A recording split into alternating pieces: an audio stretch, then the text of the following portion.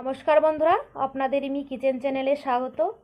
আজকে আমি আপনাদেরকে কাতলা মাছের মাথা দিয়ে ভীষণ মজার একটি রেসিপি শেয়ার করব। চলুন তাহলে আমার এই রেসিপিটি দেখে নেওয়া যাক। এখানে আমি দুটো কাতলা মাছের মাথা নিয়ে নিয়েছি, আর কাতলা মাছের মাথাটাকে ঠিক আমি এইভাবে কেটে নিয়েছি। কেটে ভালো করে ধুয়ে নিয়েছি। এবার এই কাতলা মাছের মাথার মধ্যে লবণ আর হলুদ দিয়ে ভালো করে আমি মেখে নেব।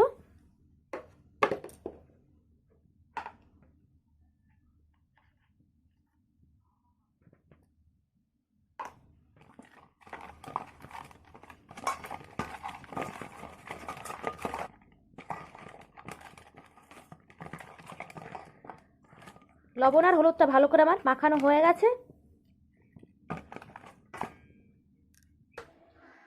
এবার উনানে একটি আমি কড়াই বসিয়ে দিয়েছি, আর কড়াইতে আমি তেল দিয়ে দিয়েছি তেলটা গরম হওয়ার জন্য। এবার তেলটা আমার গরম হয়ে গেছে। এবার এক এক করে মাছের মাথাগুলোকে আমি ভেজে নেব।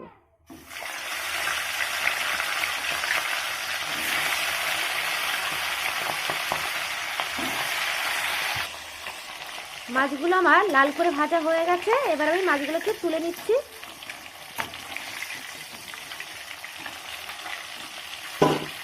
আর এইভাবেই এক এক করে আমি বাকি মাছগুলোকে ভেজে নেব।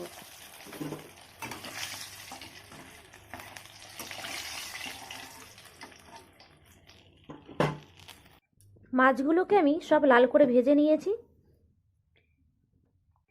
মাছের মাথাটা ভাজার পর সামান্য কিছু তেল আমার কড়াইতে রয়ে গেছে। এবার আমি আর সামান্য কিছু তেল ব্যবহার করব।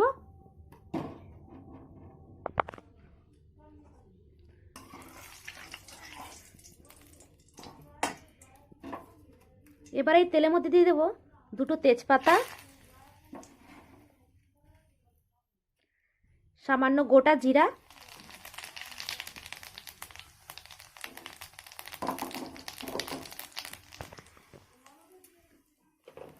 আর আমি আলুগুলোকে ঠিক এরকমভাবে কেটে নিয়েছি।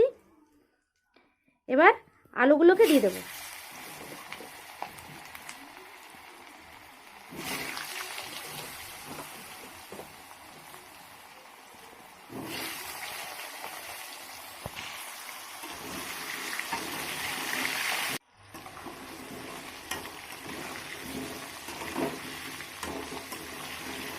এবার আলুটাকে লাল করে ভেজে নেব এর সঙ্গে।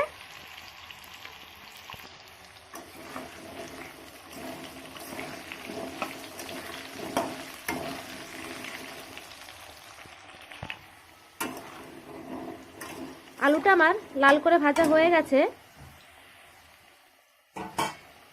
এবার এই আলুর মধ্যে দিয়ে দেবো স্বাদ অনুযায়ী লবণ,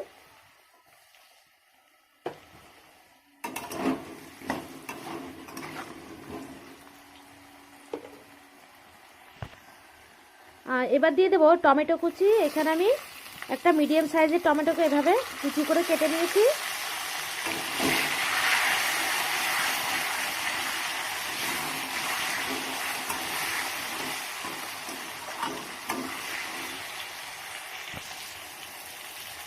এবার দিয়ে দেবো আদা বাটা।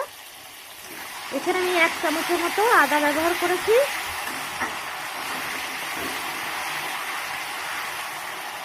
আদাটা দিয়ে এবার গ্যাসটাকে কম করে দেব। এবার রঙের জন্য দিয়ে দেবো হলুদ,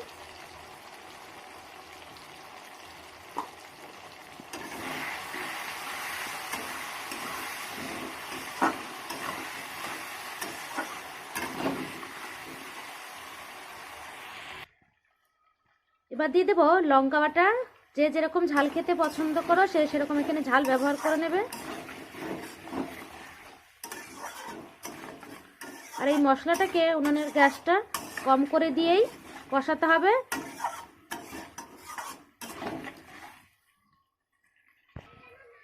এবার দিয়ে দেবো 1/2 চামচের মতো ধনে গুঁড়ো,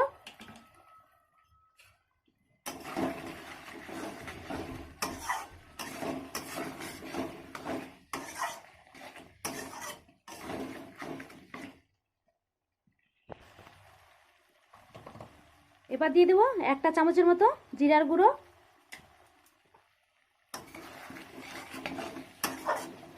দিয়ে আবার 1 মিনিটের মতো মশলাটাকে এভাবে লো ফ্লেমেই কষিয়ে নেব।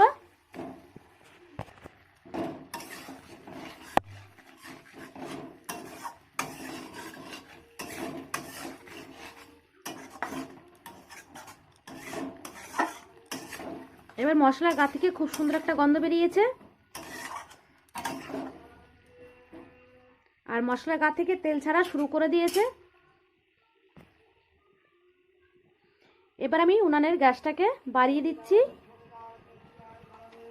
বাড়িয়ে দিয়ে আমি এবার জল দিয়ে দেবো।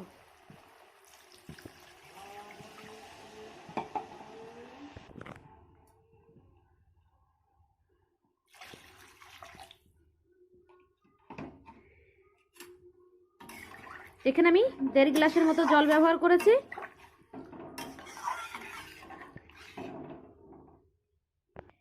এবার আমি একটি ঢাকা দিয়ে 5 থেকে 6 মিনিটের জন্য রেখে দিচ্ছি।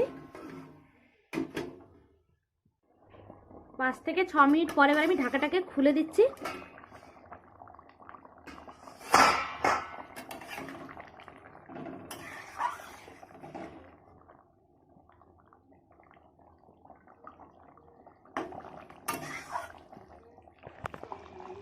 এবার মাছের মাথাগুলো এক এক করে আমি দিয়ে দেব।